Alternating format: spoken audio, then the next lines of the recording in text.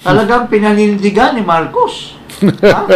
Yung bagoong lipunan. Walang pinanggagalingan, walang paroroonan. The fact that hindi siya tumupad sa mga election promises niya, gumagawa na naman siya ng mga bagong patakaran para sumunod sa kanyang bayan. Sa 3 beses sa isang araw.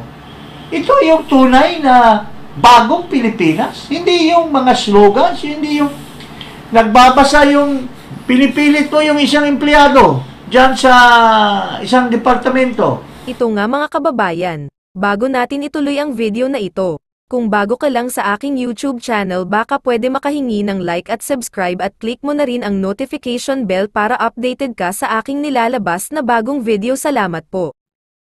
Bagoong na lipunan. Pare, ano masasabi mo dyan sa bagoong na lipunan? Parang talagang pinanindigan ni Marcos. Ha?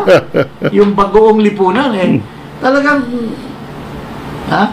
gumagaya siya sa tatay niya. Yung ano ba yung ng tatay niya? Bagong lipunan din, di ba? Ano itong kanyang bagong lipunan? Ito bagong Pilipinas. So sa tatay, yung diktador na Marcos Sr., ang bagong lipunan. Okay. Dito ang bagoong Pilipinas.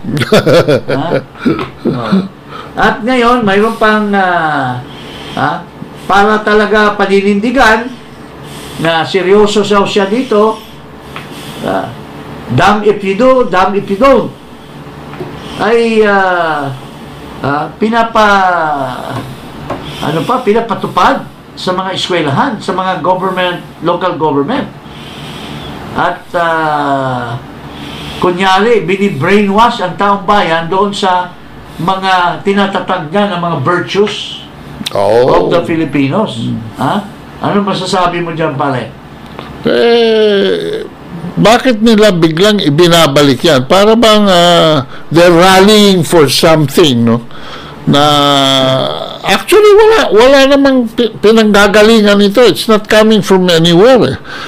Because nung i-launch nila yung bagoong na yan Maski pa anong bagoong, lagyan mo pa ng masarap na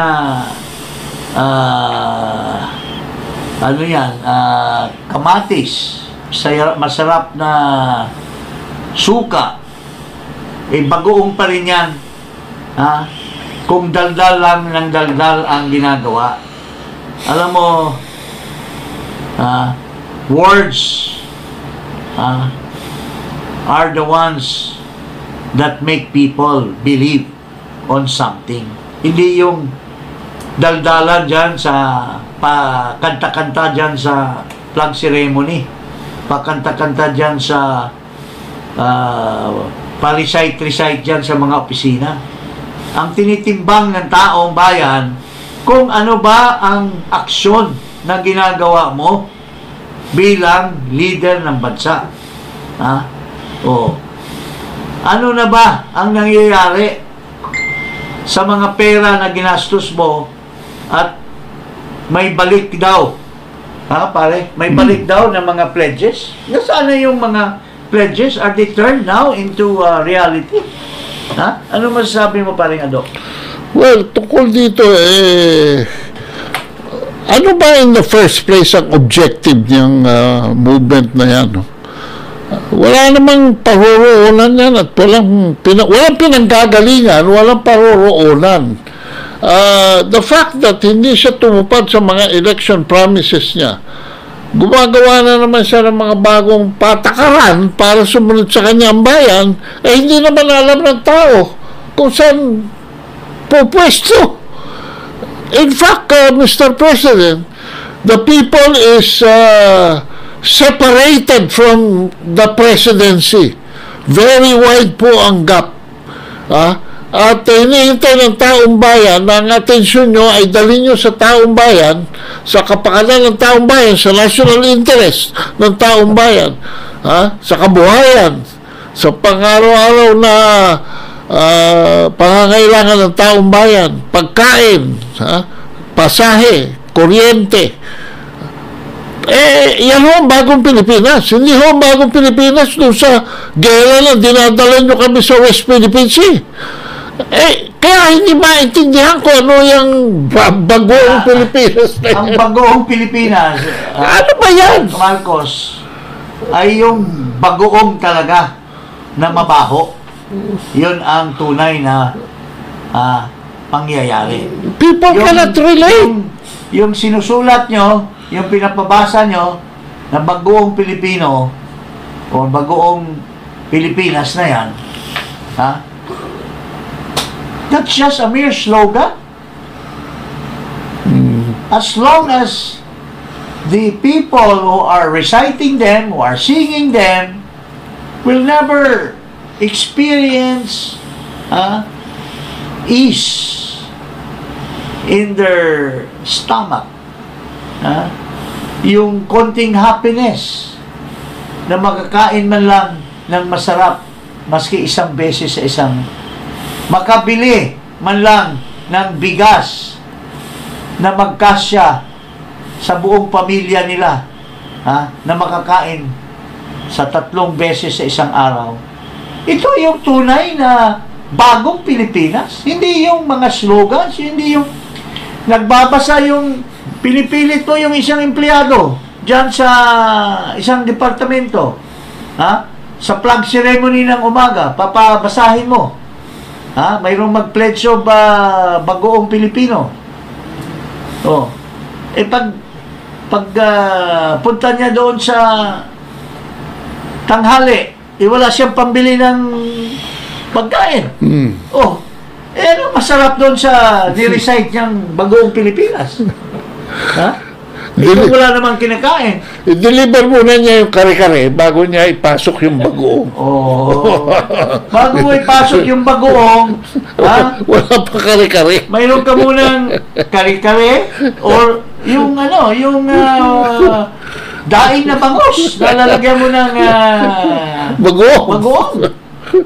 Nauna yung bagoong, wala namang forthcoming. Pagdating ng tanghali, wala siyang forthcoming na bigas.